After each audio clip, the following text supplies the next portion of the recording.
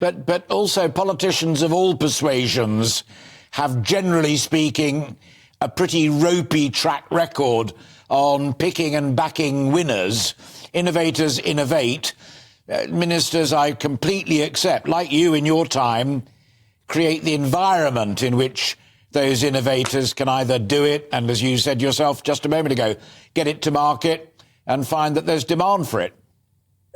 Yeah, funny enough, I was just, when you said the first bit, I was going to interrupt you, and then I didn't, because you said the second bit, which is government's job is not to hand out money and to pick winners to whom you hand out the money. The government's job is to create an environment. That was your second bit. Create the environment in which business can get on and do the job, and then get out the way and stop regulating everything to the point where, frankly, it's not worth it. Part of that create the environment is what you were saying with your earlier guest, this amazingly difficult thing in politics, which is how do you raise enough money to pay for healthcare and education and all the other, but without frightening off the people, companies, who could go to Ireland if you do. And you see, I'm not worried where the argument is, well, they've got a higher rate of corporation tax in Germany or France. It's not the point. If you've got an English-speaking member of the Euro sitting across the Irish Sea saying, come to mama, we've got a special problem. And what we have to do is be competitive. Now, AstraZeneca, if somebody sat down with them, I bet you the fact that they're going to be taxed at a lower rate is the thing that clinched the deal. But you've got to have access to skilled people. You've got to have a political climate that says, we're behind you, we're with you.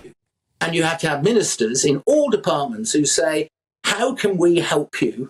And a trade minister, plural, who gets on her or his bike, gets out there and champions companies like AstraZeneca and loads more. And it's not one little thing. It's loads of little things that come together.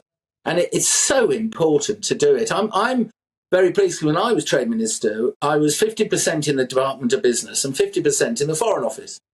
The Foreign Office bit, because, of course, overseas, you start at the embassy. And what you need to do is get embassy officials on your case and understanding business. And business, for the obvious reasons that you mentioned earlier, I'm delighted that they're going to get more science and innovation into the economy.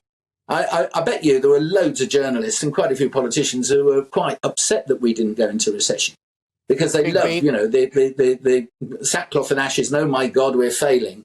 For the British economy, after all it had in 2022, not to go into recession by, as you say, just a whisker, but we didn't. And, a win is a win, I think is a fabulous achievement. But of course, media being what it is, and school teachers and everybody else being what they are, they won't say it that way. They'll say, oh my God, the economy is going to hell in a handbasket. What are we going to do? Well, one thing to do is you get positive and not negative.